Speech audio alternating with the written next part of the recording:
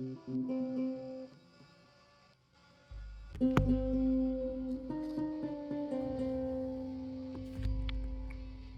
Shakespeare was christened in Holy Trinity Church, Stratford, April 26, 1564. His birth is traditionally assigned to April 23rd. He was the eldest of 4 boys and 2 girls who survived infancy in the family of John Shakespeare, glover and trader of Henry Street, and his wife Mary Arden, daughter of a small landowner of Wilmcote. In 1568, John was elected bailiff, equivalent to mayor of Stratford. Having already filled the minor municipal offices, the town maintained for the sons of the burgesses a free school, taught by a university graduate and offering preparation in Latin sufficient for university entrance. Its early registers are lost, but there can be little doubt that Shakespeare received a formal part of his education in this school. On November 27, 1582, a license was issued for the marriage of William Shakespeare, aged 18, and Anne Hathaway, aged 26. On May 26, 1583, the child Susanna was christened in Holy Trinity Church. The inference that the marriage was forced upon the youth is natural but not inevitable. Betrothal was legally binding at the time and was sometimes regarded as conferring conjugal rights. 2 additional children of the marriage, the twins Hamnet and Judith, were christened on February 2nd, 1585. Meanwhile, the prosperity of the elder Shakespeares had declined, and William was impelled to seek a career outside Stratford. The tradition that he spent some time as a country teacher is old but very viable. Because of the absence of records, his early 20s are called the lost years, and only one thing about them is certain, that at least some of these years were spent winning a place in the acting profession. He may have begun as a provincial trooper, but by 1592 he was established in London and prominent enough to be attacked. In a pamphlet of that year, Grove's Worth of Wit, the ailing Robert Greene complained of the neglect which university writers like himself had suffered from actors, one of whom was daring to set up as a playwright. An upstart crow, beautified with our feathers, that with his tiger's heart wrapped in a player's hide, supposes he is as well able to bombast out a blank verse as the best of you, being an absolute Johannes factotum, is in his own conceit the only Shakespeare the pun on his name and the parody of his line, "The tiger's heart wrapped in his hide," pointed clearly to Shakespeare. Some of his admirers protested, and Henry Chettle, the editor of Greene's pamphlet, saw fit to apologize. "I am as sorry as if the original fault had been my fault, because myself have seen his demeanor no less cool than excellent in the quality he professes.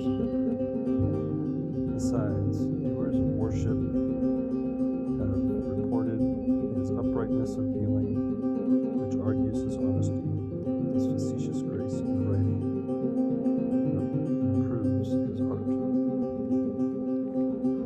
The plague closed the London theaters for many months in 1592 and 94, denying the actors their livelihood.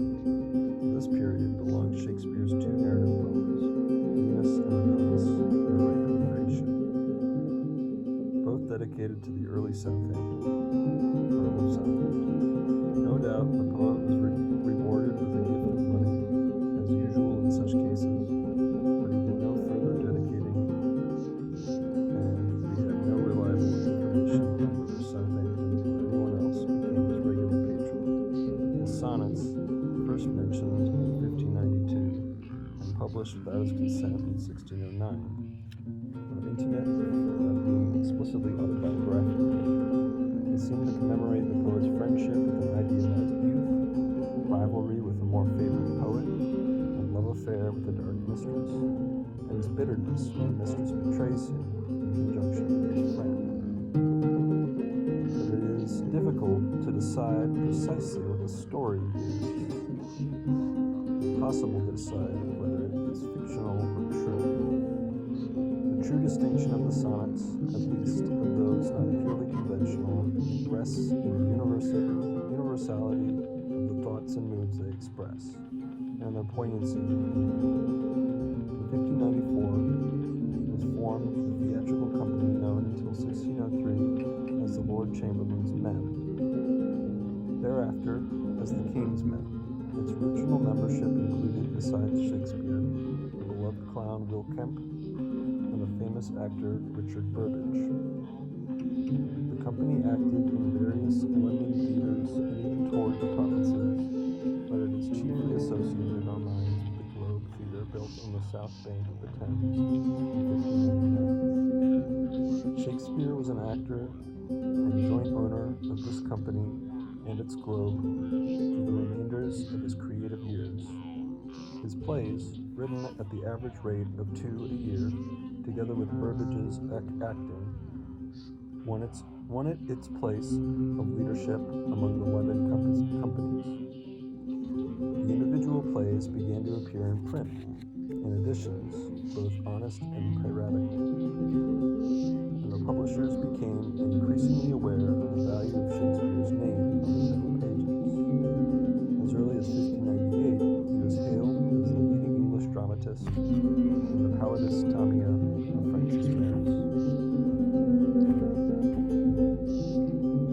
The note is valuable both in indicating Shakespeare's prestige and in helping us to establish a chronology. In the second half of his writing career, history plays grave place to the great tragedies, and farces and light comedies gave place to the problem plays and symbolic romances. In 1623, 7 years after his death, his former fellow actors John Hemming and Henry Condell cooperated with a group of London printers in bringing out his plays in collected form. The volume is generally known as the First Volume.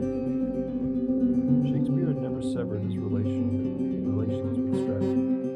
His wife and children may sometimes have shared his London lodgings in their home with Stratford. His son Hamnet was buried there in 1596, and his daughters Susanna and Judith were married there in 1607 and 1616 respectively. His father, from whom he had secured a coat of arms and thus the privilege of writing himself gentleman, died in 1601, his mother in 1608. His considerable earnings in London as actor-sharer, part owner of the Globe, and playwright were invested chiefly in Stratford property. In 1597 he purchased for £60 New Place, one of the two most imposing residencies in the town. A number of other business transactions, as well as minor episodes in his career, had left documentary records.